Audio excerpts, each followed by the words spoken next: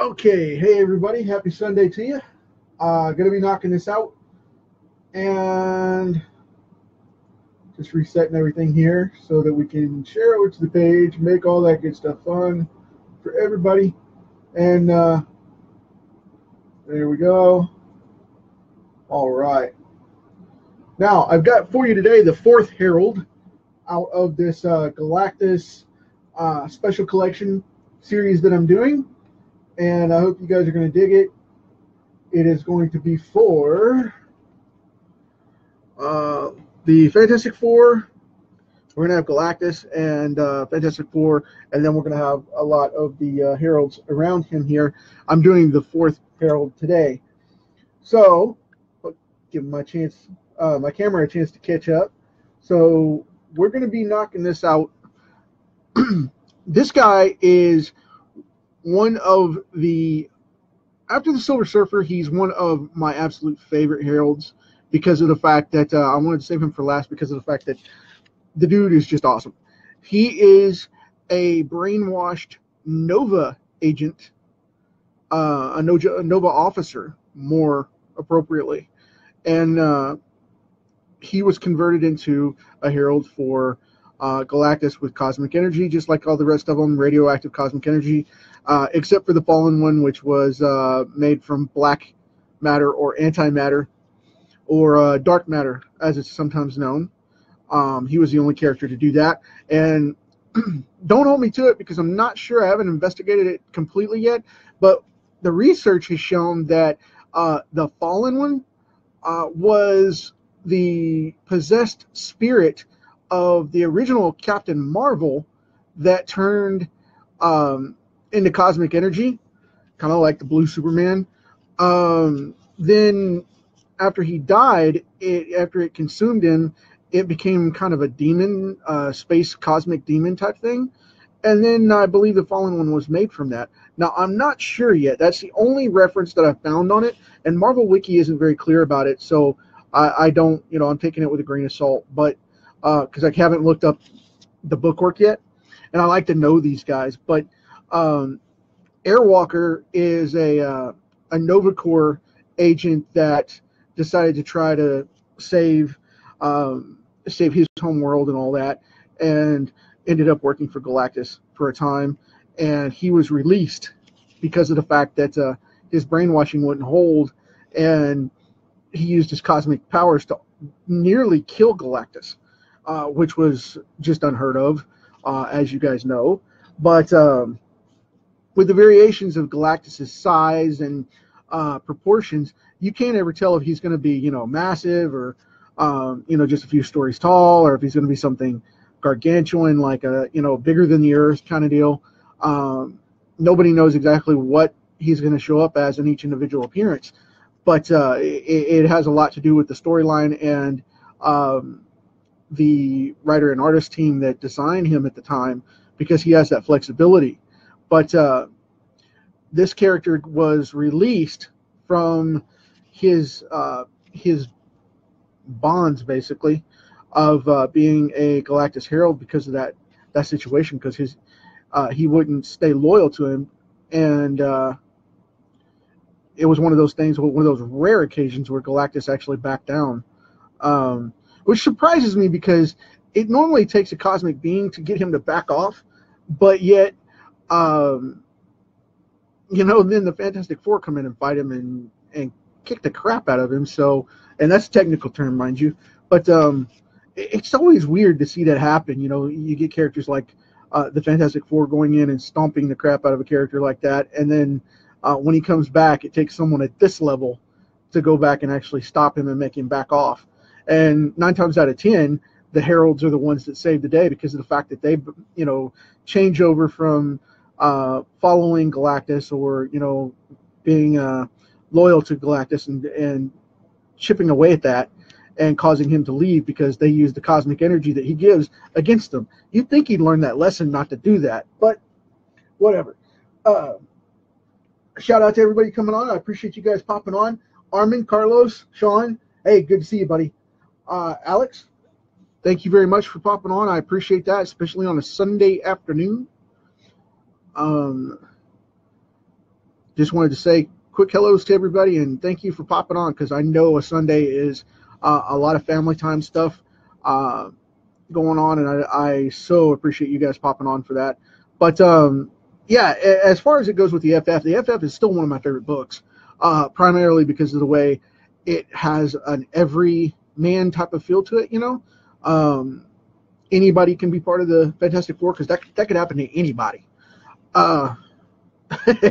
It's just one of those things, and that's part of why I love that book so much.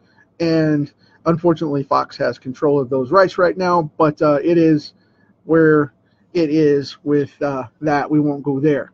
But I really dig into those characters because of the fact that, like I said, they're just an every man or every woman type of character, because everybody knows people like Sue. Everybody knows the geeky guy like Reed. We've all got those friends, whether you think you're cool or not, and if you don't have a friend like that, you probably are that guy. So, wear the hat with pride. You know what I mean? So, yeah, we all know people like that. We all know that girl that's, just above and beyond, and then that keeps everybody straight in line with the crew. And then you have, people like Ben, which is that one big brother, moose built guy that you just always call on and count on, and he's there. And it just depends on, who it is. Everybody knows somebody that like Johnny that's got that ultimate cocky ego going on, that smart aleck persona, to where he's just above and beyond everybody in the middle, and has that special something where he just doesn't back down and normally pulls off the craziness that he acts on. Again, if you don't know who that is in your clique of your world, you're probably that guy. I'm just saying. So it's one of those things where everybody has family members, that have those differences, and friends that have those differences and whatnot.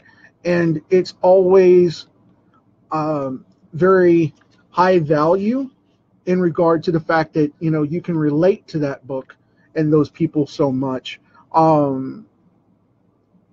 Everybody has family members that are unique characters like that, and that's just one of those things. So I really, really dig that book, and I always will because of that.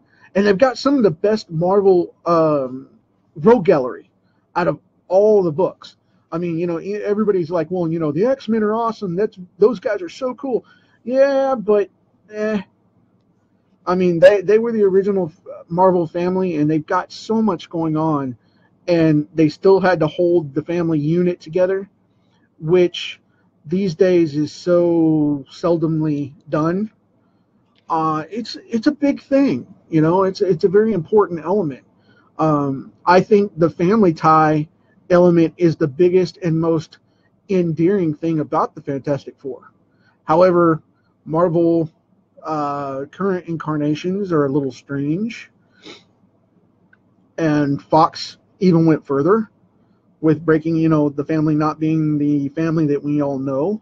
And like I said, I'm not delving deep into that. It's just with this group, that's the reason I wanted to save this card set until close to pushing the 200 card mark, because I wanted to bring that out and show off some of that a little bit in these card sets. And having the Fantastic Four in this set is awesome, but I didn't want to do all the mainstream stuff right up front. I'm going to get to some of everybody's favorite characters soon, but the Fantastic Four for me are they're a huge benchmark. Let's put it that way. Okay? In drawing these cards, because of the fact that I wanted to see how good I would get in drawing someone that is so simplistic yet so unique in the same presence as the characters from the Fantastic Four. So that was why I saved them till the end, because a lot of people ask me, why are you drawing the FF now? And I was just saying that's exactly why I did that, so that I could build up a little more stamina for my artwork and go into that full force for you guys. you know, like the Mumra piece that everybody seems to dig. The Juggernaut piece is in that. Sorry, my allergies are giving me a little trouble today. We had a cold snap last night and it's messing with me, but so I apologize for that. But you know, it's like the Juggernaut piece prior to that. It's something that I did out of the love of the characters. Okay, that's the easiest way to put it. And I didn't want to draw these guys until I felt ready to do that, because my art style is constantly changing and evolving, and now it's become something totally different than when I started on day one, even though that Venom is still one of my favorite cards. But, you know, since then, it's obviously changed. And there are good days and bad days with them as far as I'm concerned. There's a lot of the cards that I am not as happy with as I am with others. But I didn't want to do a disservice or disrespect to the Fantastic Four and what it means to me in comics by just throwing down with that. And I hope you guys can understand and respect that. But yeah, that's why I did it this way. So now this character has these seriously dark, I don't know if it's eyelashes or what exactly, but he's got some serious dark lines around his eyes, and it almost looks like he's wearing a mascara type of thing, like a you know, like a rocker, or like a young lady would wear. You know, it's just one of those things, man. It's just he's an odd duck, but I don't see. But however, if I met this guy on the street, I dang sure would not say anything to him. He can wear whatever he wanted to. So, you know, cosmic energy's got a little bit of an effect on a fight, as it were. So, but anyway, I digress. So, but I was getting a lot of flack about this one, because everybody wanted me to go with the darker character. Which one was it? Now I've skipped. Tyrant's the one they wanted me to do, and I gave a couple of options offline and asked some people, you know, how they would see that character and whatnot, and if it would be a cool character to draw and whatnot, and then everything kind of backfired on me, because everybody wanted to see the tyrannical type characters. But you know, that Herald is a weird guy. Tyrant, he's a strange guy. He looks like a love child of Ben Reilly's Kane, and then you have Apocalypse mixed in there for the armor and stuff. It's just strange. I didn't resonate with that character very well, so that's why, part of why I didn't draw him.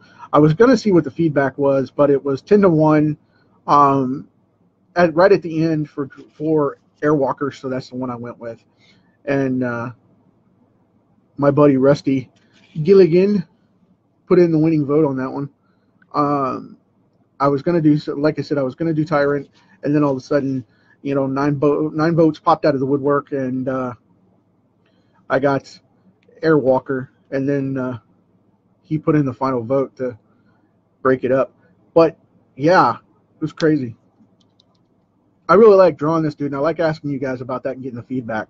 It's always fun to get the feedback on what you guys want to see and whatnot. And just so you know, I have not forgotten about my book, the Kickstarter preview. I am posting it tonight as promised, and it's so cool. I didn't want to go too far into that. I just wanted to mention it a little bit. It's going to be freaking awesome. So we are pushing, this is number 168 or 169 on the cards. So I'm going to go ahead and wrap this up with the book and put that out.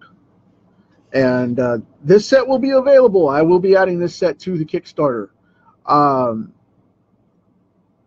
And after the Kickstarter is complete, I will be adding out the book in completion for you guys, with all of these involved. And, you know, some of them will remain black and white in the book, some of them will not, but they all will be colored finalized. The reason is for that is because I wanted to make it I wanted to make it a sketchbook type of thing, and for educational purposes, which I'm putting the book out for, I wanted it to have variations on different phases and work in progress type of order. So your card will appear, but it may not appear.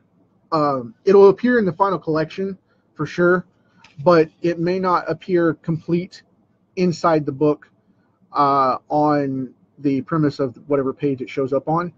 It'll definitely appear though nonetheless, but it may not be colored. It will at least be inked.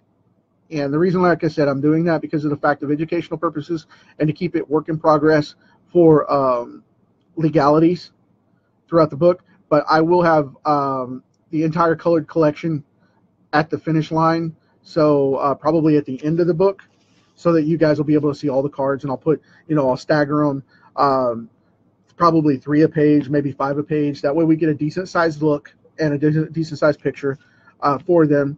And you'll have your book list, you'll have your card listed as you get it from the Kickstarter campaign. So it will definitely be in there in both forms. I just wanted you guys not to flip through the pages and be like, hey man, that one's black and white and he said they're gonna be all colored. No, I don't want that to be a problem, because it's not the point nor purpose. So just a heads up. But anyway, we're gonna wrap this up here with the Wings of Flame, and I'm gonna leave this open because of the fact that I don't want to monkey with this one too much, because of the fact that he's very light in color and tone, and it's more of a color dependent character because all this is white.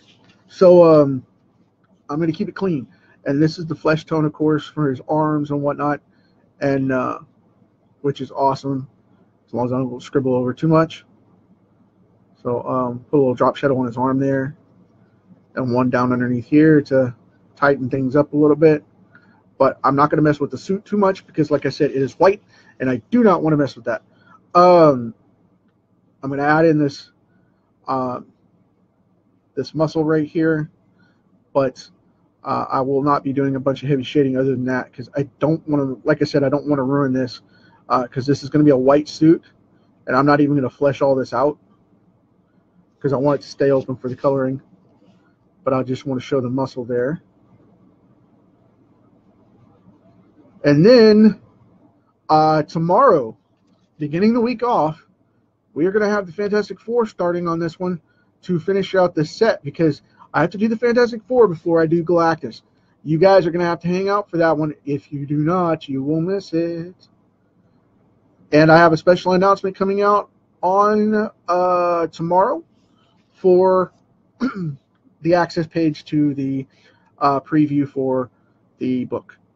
It's going to be awesome. I hope you guys will be here. And if not, that's fine too. That's what video's for. But yeah, this guy has really intimidating eyes. And it's not like the rest of them. It's kind of a cold, almost psychotic, jacked look. The dude's really cold. I mean, he's really, really hard. That's just nuts the way that comes across. But he looks like a an American Psycho type of thing. I'm shading in this shield here just a little bit because the cosmic energy does not come through this, as far as I know. I haven't seen anything. If it does, I'll change it later, but as of right now, it does not. I originally thought it was a Nova port, and it is not. But it's more of just a leftover emblem of the costume design. So, is what it is. Let's see here. I'm gonna kind of put in a Kirby muscle shade, as it were, and because this is flesh and not white, and I want to make sure that that looks the part.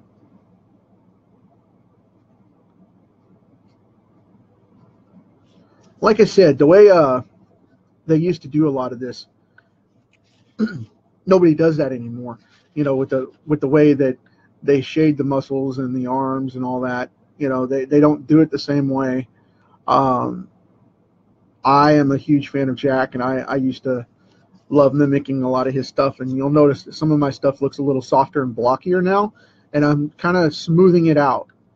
And if it looks that way, if it looks bad, I'm sorry. It's just the way I'm doing it now because of the fact that I want it to have more of a dynamic edge, and I need something that holds up to that because it's got this John Romita Jr. kind of blocky style with some of this shading, and a Jack Kirby homage. The reason for that is because of the fact that I want to get that three-dimensional heavy look that works really well with my animated style.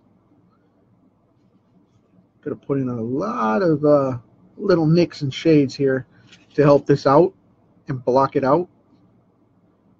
And the reason for that is so that everything shades up really well, even though it's white, without carving into all that. Yeah, that'll work. Cool. Now I'm going to go right here. I've got to be careful because I don't want to overdo this. But I've got to go right here and pop that ear out. Even though it doesn't show his ear hardly ever on the costumes. That's normally smooth. But I still want to make sure that he shows his ear because the Nova Corps guys have ears. Just so you know, it's an anatomical thing to make sure it's right. And I just want to make sure it shows. The dude does have ears.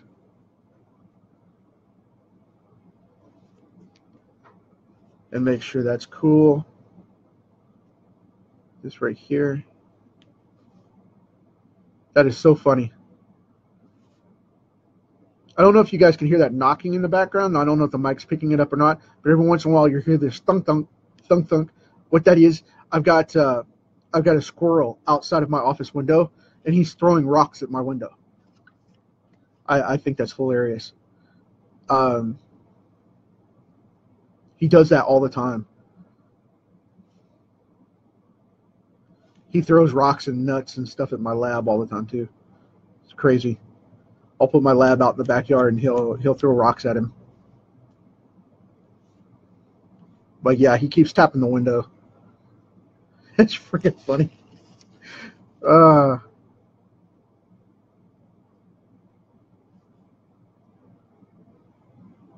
You can tell fall's here. They're getting, all of them are out running around and getting their, you know, their storage up together and whatnot. And the pecans are growing up in season from the pecan tree that the neighbor has in the back lot behind us. And yeah, it's funny. But anyway.